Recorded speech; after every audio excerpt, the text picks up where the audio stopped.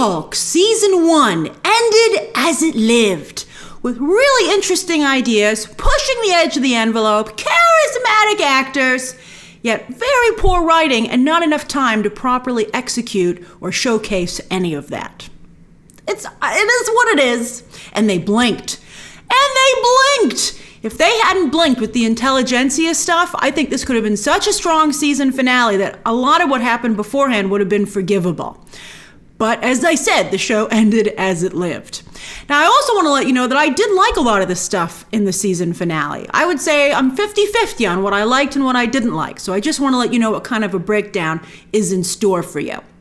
For instance, I'd say the first 15 minutes of She-Hulk Episode 9 are some of the most daring modern television I've ever seen, really addressing head-on the harassment that women face daily in the court of public opinion. I had my own adventure last night on Twitter, yet again. It's just the way it is. I mean, for some reason, a lot of guys call women females. I don't know where that comes from. It's always rubbed me the wrong way. We don't call you males. And I know that some of you don't do it in a negative way. So I'm curious how you felt having that called out on this show.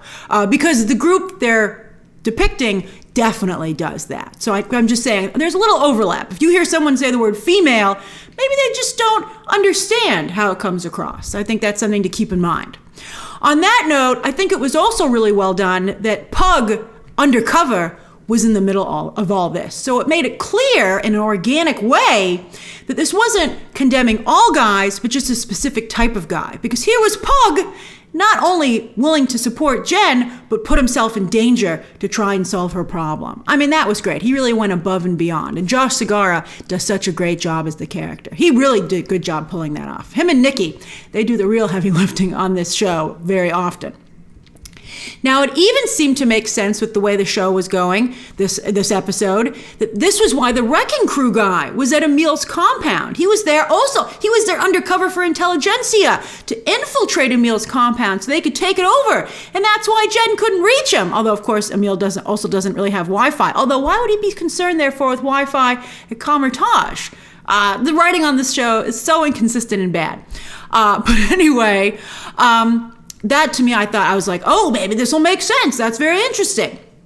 And then when Titania showed up, which also didn't make any sense, I was like, okay, are these two women who were at odds going to come together when it matters and fight all these guys who are haters? That would be a great turn of events. I would love that.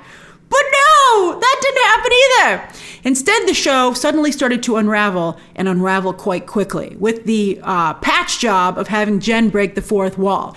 It's only good if Jen breaks the fourth wall to be creative and fun, like she did sometimes in this episode, but not to fix the writing, not to fix the sloppy writing.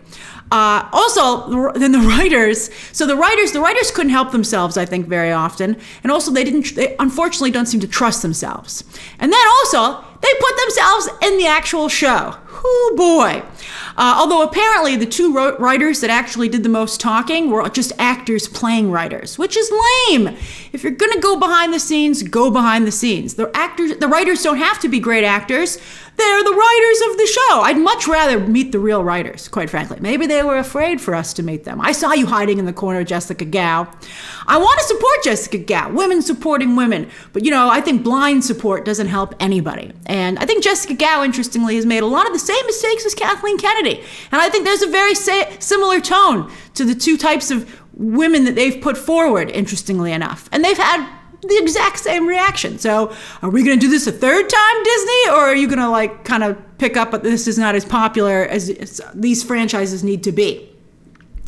Now, we've long suspected that the writing team was more interested in writing what they wanted to see and working through their own issues than doing She-Hulk as a character justice and writing good TV to not only bring in new fans, but to make sure you keep the fandom that made it successful in the first place. Again, shades of Star Wars.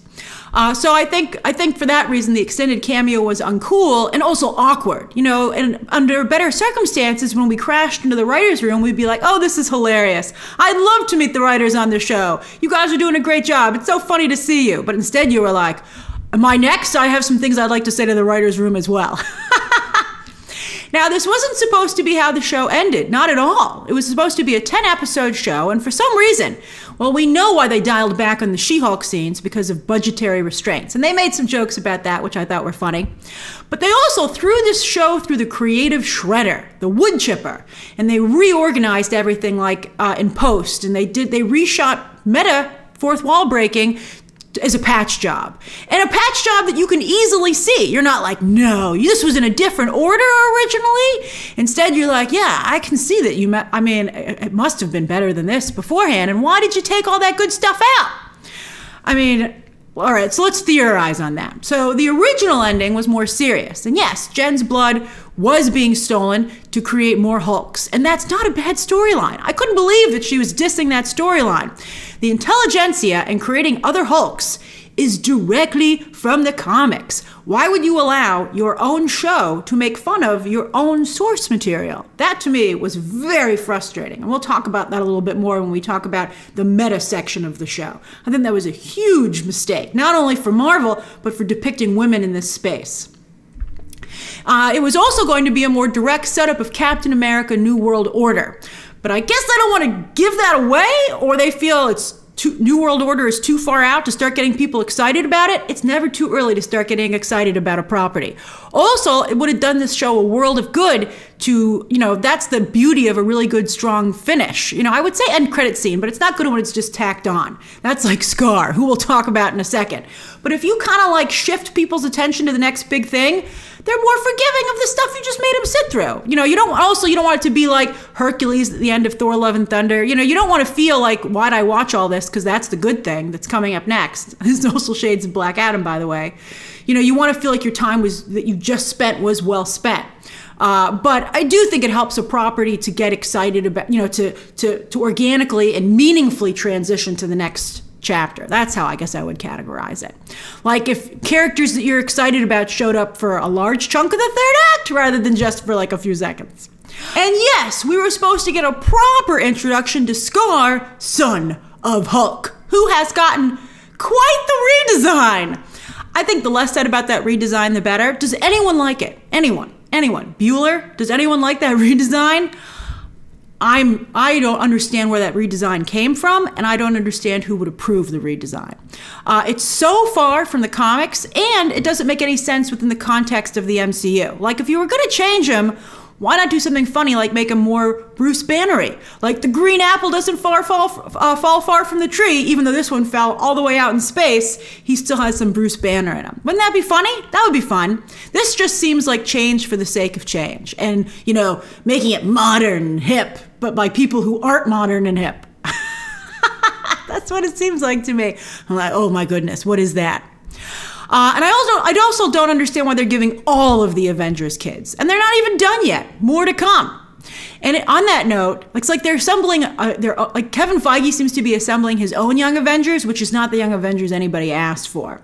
Because like if Skaar is going to stand in for Hulkling, not Hulk King, Hulkling, would you be happy about that? I think this redesign makes that a non-starter. You just can't, I don't even know what you would do with this character now.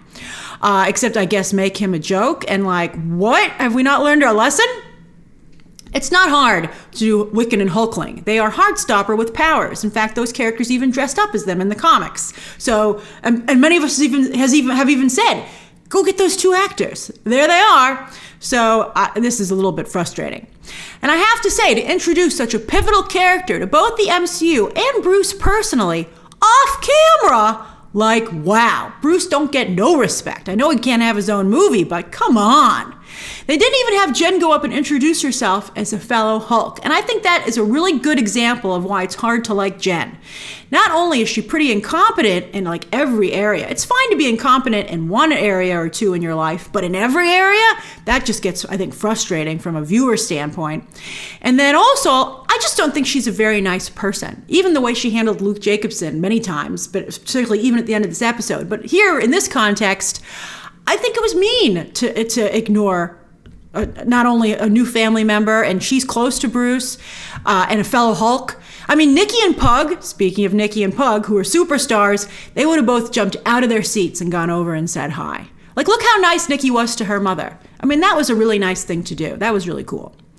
All right, so, and her mother was kind of annoying. So the fact that Nikki was like just pushed through that to be a good, cool person, I thought was really wonderful. All right, so since this episode was literally all over the place, let's just go through it and I'll tell you what I liked and what I didn't like. I've never seen the Incredible Hulk show from the 1970s, so having that intro to me was just a waste of valuable episode time. I was like, get to the other stuff. But for those of you who are fans of that classic show, did you like that nod? Was that Lou Ferrigno in drag? I couldn't quite tell, and they didn't credit whoever that was. But, like, here's the thing. I've always felt that it makes no sense that gamma radiation turns Jen into a supermodel instead of a proper Hulk. I mean, I know that the smart Hulks are a little bit more in control of themselves and a little bit more supermodel-y too, or male model-y, but She-Hulk is still not the female equivalent of what's going on with the Hulks. So I kind of liked having a more Hulk version of Jen here, but in the context of this show and how, talking about how women are depicted, this just seemed really insulting. But then you were like, okay, so are you insulting the 1970s show? If this is about celebrating that original show, let's just make it all positive. Why would you throw in some really negative thing about how women are viewed? Do you see what I'm saying? It's like, again, this show wants to have its cake and eat it too, and instead just ends up choking. Now, of course, it ended up just being a dream, and I was shocked to see Jen wake up in Emil's cell. Now, I think that the stuff about how people are perceived in the court of public opinion and how trolls act is very true, not just for women, but for many groups. However, the law is still the law, and it made no sense to lock up She-Hulk, a respected and well-known lawyer, for just punching a big screen TV out of anger when she was attacked first, and I'm pretty sure nobody was hurt during that altercation. I mean, she interacted with the police after the leapfrogger apprehension, and they knew what she did to that downtown garage. Why wasn't she arrested then under similar circumstances? It just made absolutely no sense to me. I can understand because she seemed to lose her temper more this time, that maybe she would need to be contained momentarily, but locked up in Emil's prison, that just, and not even as just a precautionary measure. Like, she was processed. She was in a prison uniform. You'd think they would just be like, look, we didn't know what to do with you, so we threw you in here because we built this for Emil Blonsky. But don't worry, we're going to let you out. It undermined the very real criticism of trolls by having that behavior extend in an unrealistic manner to other parts of life. Now, I'm not saying that there sometimes is an unfair action by governments and law enforcement. There are, but it doesn't happen that quickly, and it doesn't. And I think even because it happens in real life, having it happen in this context undermines that as well.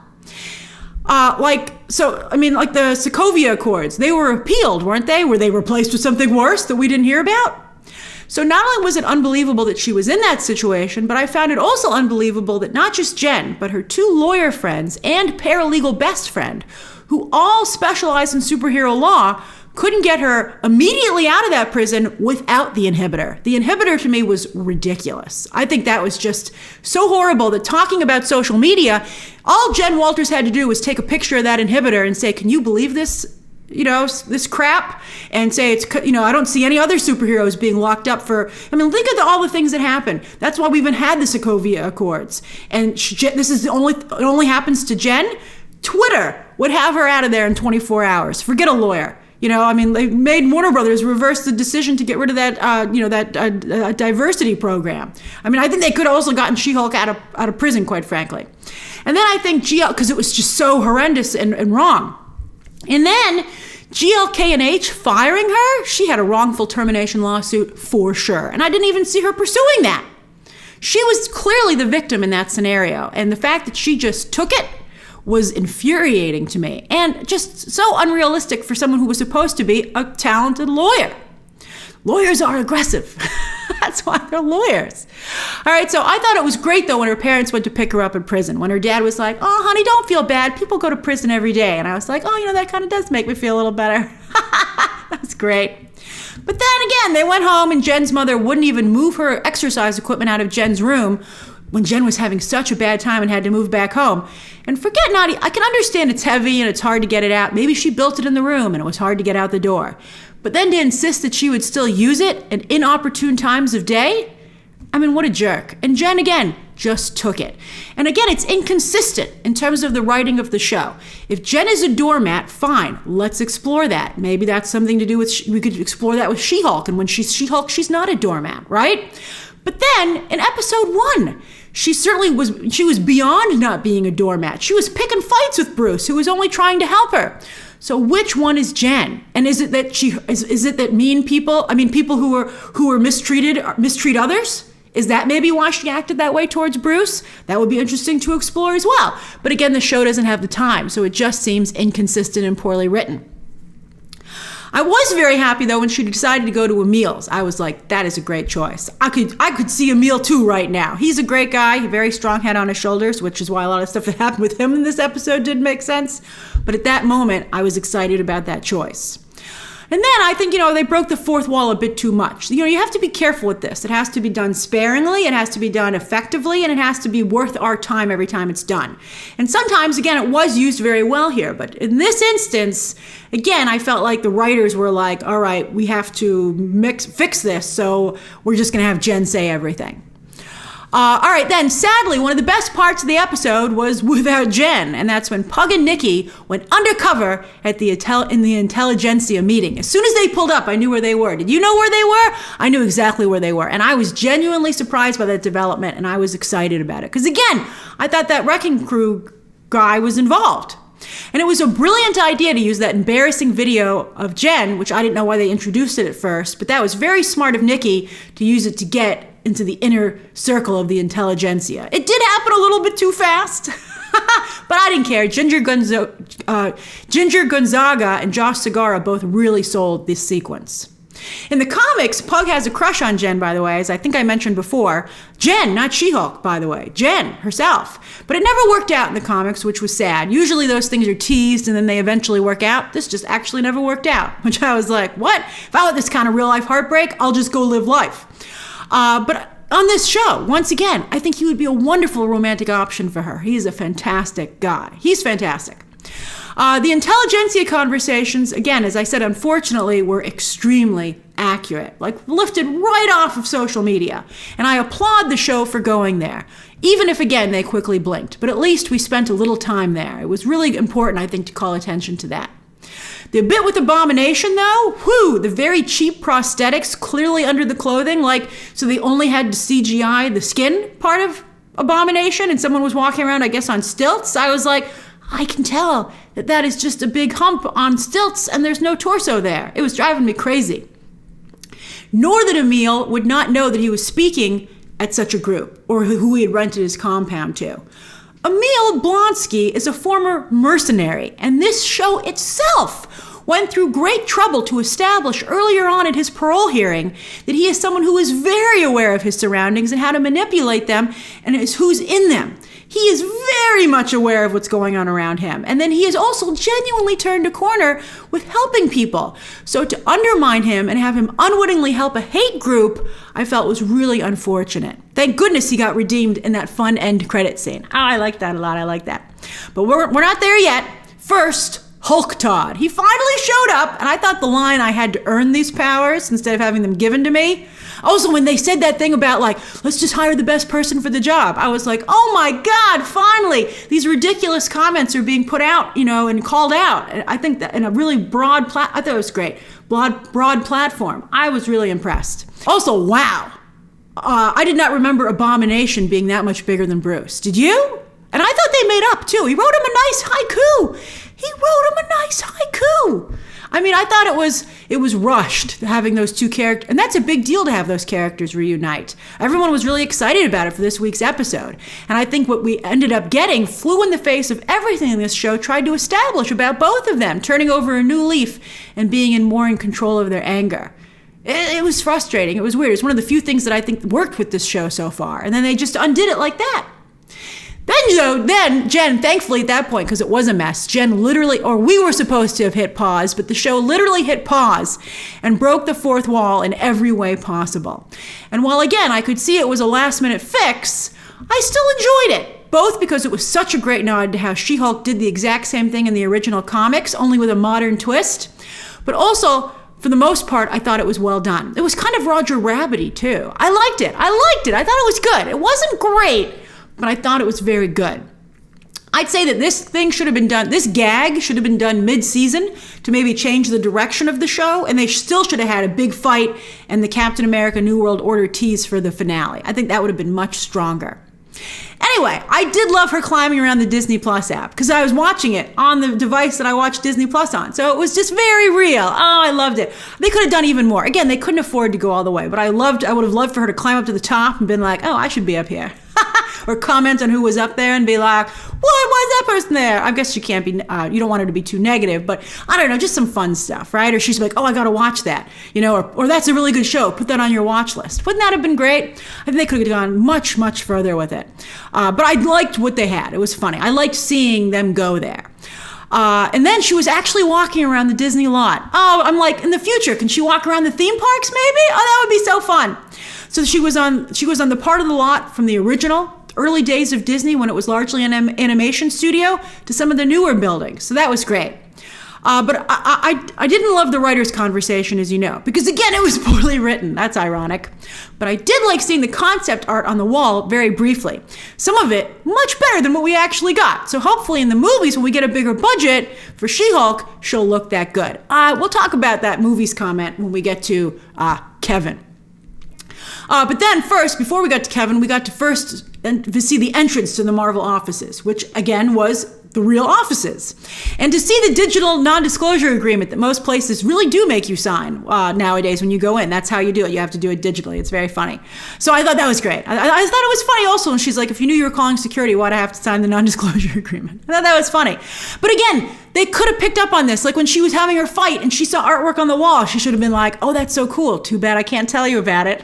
That would have been so great. And she got her own hallway fight, by the way. Oh, again, why didn't she reference Daredevil? Why wouldn't she be like, hey, Daredevil, I had my own hallway fight? Or why didn't she reference Black Widow? Because it was almost a direct copy of the Black Widow's very first fight in a hallway. I really kind of wish those references had been there. Then, Kevin. Wasn't that a repurposed Star Wars torture droid? That's a self-deprecating choice, okay? Now, I was extremely disappointed that this was not Kevin Feige himself. It's not like he's not front and center at every Marvel event. He's not a mysterious, shadowy figure. And, again, maybe he was self-conscious about his acting ability, but who cares? Michael Eisner is a horrible actor. Bob Iger couldn't even deliver lines with the teleprompter. But it doesn't matter. It's fun to see them. It would have been really great. And on that note, the Disney company, from the early days of Walt, has a history of executives talking directly to fans. So I would have loved to have seen him here. And again, we're not like, oh, it's this robot making the decisions. We're like, no, it's Kevin Feige. The jokes here were solid, though. I like the budget jokes the best, where he was like, can you transform when we're not on you because we can't afford it anymore? You have to go back to Jen because we can't have this conversation with you as She-Hulk. I thought that was funny stuff. And I really appreciated Jen asking about the X-Men. Thanks, Jen! But of course, we didn't get an answer. But I also then, when she said, can I have my closing argument? I was like, oh no. I did not like her once again insulting the source material, because lots of women, like this one right here, and I know many of you watching this video right now, we love comics. We love big action sequences and fights. So to have such an iconic, important to the MCU female character, her contribution to be a wet blanket who thinks all of this is stupid, really was disappointing. I did not like that at all. I felt bad about that. And like trying to turn it more into like a rom-com. You're like, no, she likes this stuff because we do too. Also, we know she's coming to the movies. Mark Ruffalo told us. So I don't know why Kevin said no. And she was like, really? I was like, this is such a perfect opportunity to be like, yes, soon. So we could be excited about that. I mean, it's just, I always feel like the writing team here always likes to throw in a wet blanket or a negative curveball. Then, of course, one of the things Jen rewrote is that Matt Murdock didn't go back to New York City, but stayed around for a whole week to play boyfriend. His new costume, by the way, looks really weird in the daylight. I was like, this is not great. Can you go stand in the shadows, please? But Charlie Cox is so personable. I'm always happy to see him. I always love having him around. And I will say that when they were sitting together at that picnic table, They do have a nice vibe together, and they do seem very much like a realistic couple. And, back to Skaar, it was cute that he was introduced to the family barbecue. I thought that was nice, but they couldn't afford to have him stick around for more than a few seconds or to even speak. I guess they didn't want to commit to his voice. But then, what kind of an introduction is that for a character? Like, introduce the character. All right, but maybe they needed to save money for the very last bit, and that's She-Hulk's final killer outfit. Wow, Luke Jacobson, you outdid yourself. But that made it weird, though, when she wouldn't say who she was wearing. Like, maybe she can't talk about Luke Jacobson? I mean, maybe can't he be a mysterious designer that people just don't know where he is? I mean, what did they enter into court when they had that court case? I mean, I think he'd appreciate... she and Luke Jacobson are never going to get along. But also, they tried to make it seem like a commentary on, like, don't ask women what they're wearing. But I'm like, then why did we spend so much of this show talking about how important it is that she have nice fashions and be so grateful to Luke Jacobson for designing them? Shouldn't he get credit for his incredible work? And he did do incredible work. That suit and those killer high heels, she looked amazing. I was like, that is a suit. Oh, I loved it so much. And then finally, that fantastic end credit scene. Wongers! If only Madison had been there too. Oh, I would have loved that. But Wong, clearly an awesome guy, because look at all the awesome friends that he has. I loved Emil saying, took you long enough. But then when he guessed he got sucked into another show, I thought maybe for a moment he thought he was guest starring on another show, because this show is so meta. I thought he's like, oh yeah, they needed me on another movie or another show. I thought that's what he was referring to. But it was great. It was funny. And Comertage is actually a really great place for the new Emil Blonsky, who's more in touch with his emotions. I mean, I'd like to see how this plays out. I thought that was a great ending. It put me in a really good mood. And I always tell you that how you end is the most important. And having She-Hulk in that great outfit and having Emil get picked up by Wong, I was feeling pretty good, to tell you the truth, when this episode ended. And I was like, this was fun. So She-Hulk Season 1 is wrapped. I thought it was spectacularly uneven, but I also think it broke a lot of new ground, tried new things, tackled difficult subjects, and I do have to respect it for that. Would I want another season of this? I like the cast quite a bit, but I think they definitely need an entirely new writing team. I wouldn't keep a single writer on this show. Maybe whoever came up with some of the Nikki dialogue. But no, I think someone else could do that. I would get an entirely new behind-the-scenes creative team. But I'd keep the cast. I would demand longer episodes. This half-hour stuff is garbage. No more of this. 45 minutes minimum. 40 minutes minimum. And a much bigger budget. You can't do a She-Hulk show with this kind of level budget. It just doesn't work. But then I would be down for more. Yes, I would, with all those asterisks. Tons of asterisks. But I think the bottom line is that I would like more. And despite this show's best efforts, I still like Tatiana Maslany in the role. But Michael Waldron can breathe a sigh of relief, because unlike with Wanda, this time he could not possibly do a worse job with the introduction of this female character with Secret Wars, which is where I believe she will definitely show up. There are some other places. I have a video coming up, but I think Secret Wars is obviously one of the next places you're going to be seeing She-Hulk. So what do you think of the finale of Season 1 as a whole, She-Hulk, and the future of the character? Share those thoughts down below. Thank you for taking this journey with me. Subscribe today, and of course, as always, you can check out some more videos right now.